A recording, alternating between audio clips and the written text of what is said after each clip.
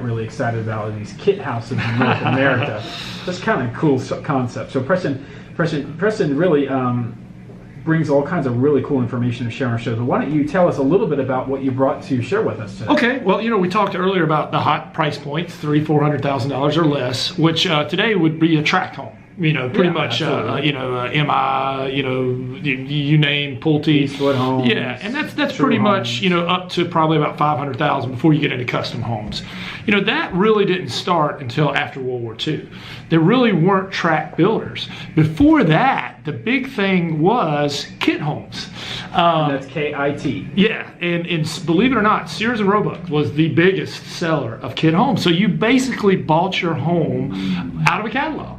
And they shipped it to you in a train car. It usually took up 1 to 2 full train cars, 10,000 to 30,000 pieces. Everything that you needed except the masonry or the cement. Yeah, brickwork, that kind of stuff. Right. You had to have a local contractor build the foundation for you. But literally all the floor joists, all the flooring material, the roof, everything. And like I said, Sears and Roebuck was one of the biggest. They had over 370 plans over the span. It's really between the time of World War I up to World War II that this was big.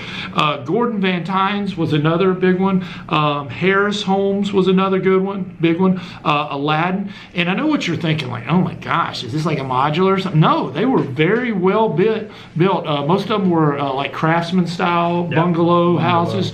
I highly recommend you Google it. I actually got interested in it. I was in Asheville and I took the tour, the little Gray Line bus tour, and the guy was telling me about they have a lot of them there. We have them here in Dilworth and Plaza Midwood, and I started being able to identify the Sears houses because of the columns. They used a certain type, but they were all, it's just so extraordinary. And when we inspect one, we can tell because there's like actual numbers stamped on the floor joist and the ceiling joist and things like that. And you got to think, back in the 20s and 30s, they didn't have the power tools that they have today, like the hand. So all this was milled they cut all the joists because they had table saws and stuff.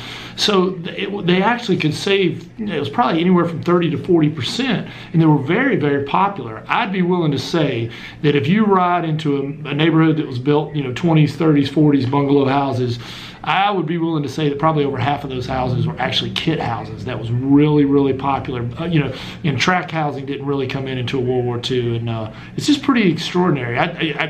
I want to ride through Dilworth and just knock on doors. Say, hey, can I look at your crawl space? I might get shot, but I think you have a Sears house. Yeah, but they're really cool. They're really cool.